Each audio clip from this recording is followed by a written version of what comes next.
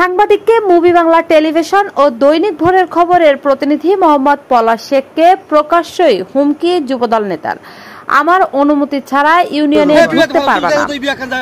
ছবি নিও তো কি জন্য কি কি দেয়নি কি জন্য দেয়নি দেয়নি যা যাব না হ্যাঁ যা এটা খোঁজ করে এটা পালি এটা খোঁজ করে যা যাব না আগে বোঝানো বোঝে কি না না কি তোমার তো কই বলতে না না আমরা ইনি বাল হবে না ওই নেই কে আগে খোঁজ করা নাকি তো আমাদের জানাইবো।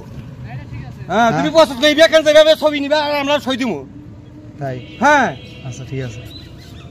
গাজীপুর উপজেলার প্রকাশ্যে হত্যার হুমকি দিয়েছেন স্থানীয় যুবদলের সভাপতি ইকরামুল হক।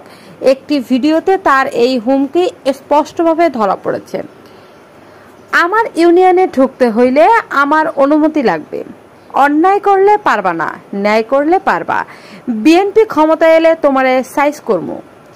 এই বক্তব্যে সাংবাদিক মহলে চরম উদ্বেগ ছড়িয়ে পড়েছে।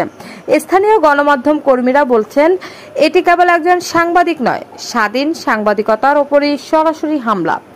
বিএনপি ক্ষমতায় এলে সাইজ করব সাংবাদিককে, ভিডিওতে যুবদল সভাপতি। ঘটনার পর সাংবাদিক সমাজ থানায় সাধারণ ডায়েরি জিডি করার প্রস্তুতি নিচ্ছেন।